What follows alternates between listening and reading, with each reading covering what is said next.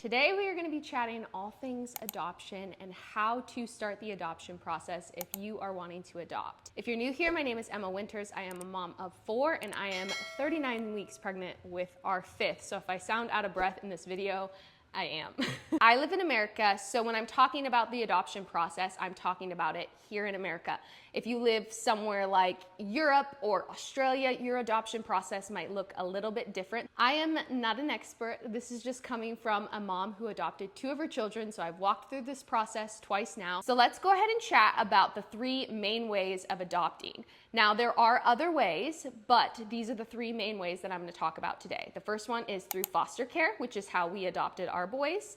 The second one is domestic adoption, and the last one is international. Now, adoption through foster care is the one that I am most familiar with because, like I said, we adopted our 2 boys through the foster care system, so we did the process twice. And there are a lot of pros to adopting that way, and then also, I don't even want to say cons, but some harder things that you do have to factor in when you are wanting to adopt out of the foster care system. So when you adopt out of the foster care system, you have to have a foster care license and then also an adoption license. So you have to go through the whole process of becoming a foster parent before you are allowed to adopt. So that means classes, home study, health checks, referrals. There's a lot of paperwork involved. Now we're talking about adoption, so I'm assuming you don't just want to foster children, but you also want to adopt the children that end up in your home. Now that is where the foster care system gets a little tricky because the point of foster care is reunification with family. That is the goal until it is not the goal anymore, which is really hard to reckon with because if you are wanting to grow your family in this way through adoption, you are not given that guarantee that the child that comes into your home will be placed in your home forever, that you will be their forever family. That is something that was really hard for me and my husband, and we had to pray about and really ask the Lord, is this the right move for our family? Because it is really hard when you fall in love with a child to then have to send them back to their biological family, even though it can be a really beautiful thing and be really healing. It is still hard on your heart and your home.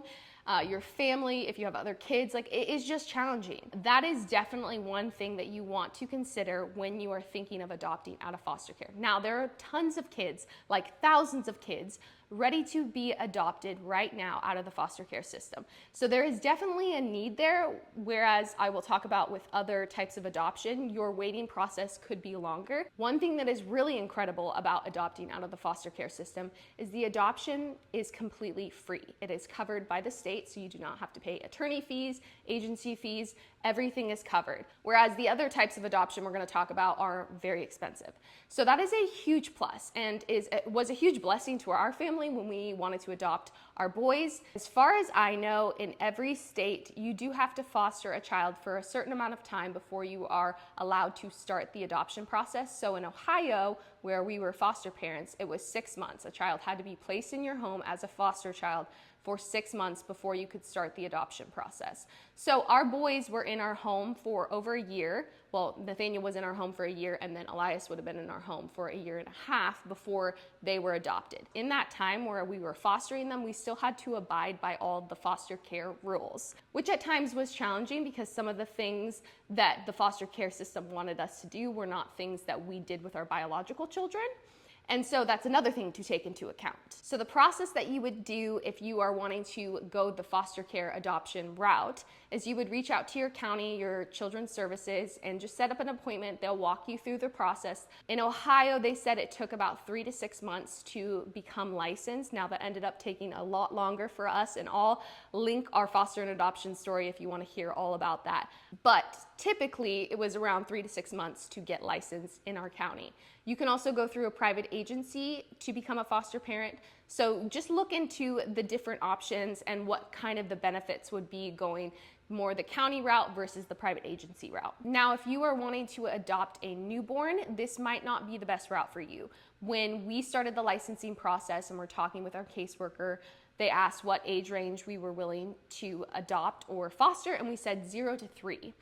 And they told us a lot of parents, foster parents, want that age. And so it could just be a long time of you waiting to be placed with a child that's 0 to 3. But especially if you were looking into having a newborn, they told us it was going to probably be a long wait. Now, we got placed with our son a month after we got licensed, and we picked him up from the hospital when he was 3 days old. But I know that other people that do want a newborn specifically and are not willing to take other ages do wait quite a while before they get their first placement. And even at that point, you're not guaranteed that you will be able to adopt that child. But I know that a lot of people looking into adoption, they want a newborn, and that's just not a guarantee that you will get through the foster care system. But like I said, there are thousands of kids that are waiting for their forever family right now. They are ready to be adopted out of the foster care system. And so if you are willing and open to adopting a child that is a little bit older, then this could be a really great option for you. I know a lot of families can be hesitant about adopting a child that is a bit older because of maybe trauma that they were exposed to or just differences in family culture. And as someone that adopted a 15-year-old, I just want to encourage you, if you are struggling with that, or if that is a fear of yours, you loving a child unconditionally and giving them the support that they need, they can flourish. So much of a child's just development and success is based on his or her environment. And so if you can give a child a loving, supportive environment, they can flourish. The second type of adoption is domestic adoption. Now there's two ways you can go about this. It is either through an agency or a private adoption. So the private adoption route would be you would find a birth mother or be connected with a birth mother in some type of way, and you would do the adoption privately, meaning that you would hire an attorney and they would do all the paperwork and make sure everything is legal. Now, in researching this, it was a little hard to find an actual number because there's so many factors that could go into it. A lot of times you are covering birth mom's medical expenses and prenatal care, and so that can just vary on what the price is, and then state to state, attorney to attorney, you can expect to pay around $10,000 to $20,000 for a private domestic adoption. Now with an agency adoption, you are going to pay more because the agency is the one that is finding the birth moms and presenting your profile to the birth mom. Because they are doing all of that extra work, the cost is going to be more. So you can expect to pay anywhere from $20,000 to $40,000. Now, if you go the agency route, what kind of the process is you find an agency that you want to work with.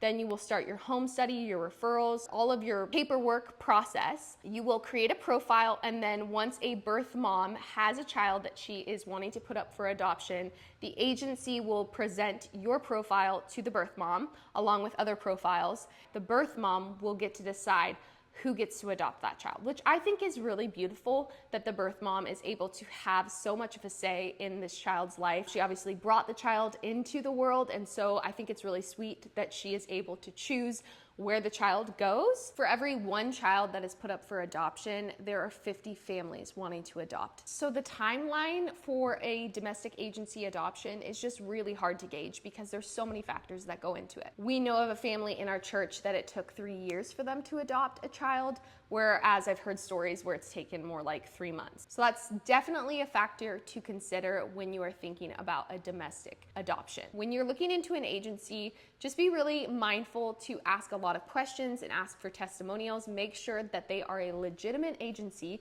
because unfortunately adoption scams do happen. You want to make sure you're working with a reputable agency that has done this a lot. The third type of adoption is international adoption. It is where you live in one country and you are trying to adopt a child in another country. Now, this is the most expensive type of adoption by far. It can be anywhere from $20,000 to $50,000. And then you also have to factor in travel. Each country has its own kind of rules and regulations for adopting a child. So some countries require that you foster the child in that country, in their home country, for a certain period of time before you are able to adopt. Some countries require that you come and visit the child, 2 times before you're able to adopt them. Those are all things you have to factor in when you're thinking about the cost of adopting a child, because if you are required to foster a child in their home country for 6 months, that's a lot of time that you are away from your family, your job, whatever it may be, and that just drives the cost up. Now, I do think that that is really amazing that certain countries do have that as a requirement, because obviously a child just being ripped out of their culture, their country, their language could be really traumatizing and hard for both the adoptive child and the adoptive parent. So I think it is a really beautiful thing that they have that in place. But it also adds a lot of challenges when it comes to going about your normal life. Maybe you have other kids. Maybe your husband can't come with you, and so your family could be separated for a few months. But it is what I feel, in my opinion, would be best for a child. Not every country is like that, so you'll just have to do your research. To start the international adoption process, you would, again, find an agency, make sure you ask questions, make sure that they're legit. If you have a specific country that you're wanting to adopt a child out of, make sure that they work with that country, and then you will start the process. Most adoptions require the same basic things. You're gonna have to do a home study. You're gonna have to do some type of referral. A lot of times they want you to do some kind of health check. And so you can just expect that you're gonna have to do quite a bit of paperwork. Once all of that is done, then they will connect you with a child in whatever country you are looking to adopt out of. In the last couple of years, international adoptions have gotten a bit trickier because there are some questions as to if countries are being ethical with their adoption process. So the timeline can really vary with this. It's really country to country and what the regulations are for adoption. And with international adoption, it is more common to see older children being adopted. So, more like the 2, 3, 4, 5, 6 age range being adopted. Sometimes older children, but newborns, because the process is just so lengthy and there's a lot of communication from country to country, it is harder, trickier to get that adoption process moving along quickly where you would be able to be placed with a newborn. So that rounds off all 3 types of adoption that we are going to talk about in this video. If you are looking to start the adoption process, congratulations. Adoption is so beautiful. It has changed our family's life, and we are so grateful for our boys and the process that we went through. My biggest piece of advice to anyone that is wanting to adopt is to just start the process. Starting is the most daunting part because there's just so many things you don't know about until you educate yourself.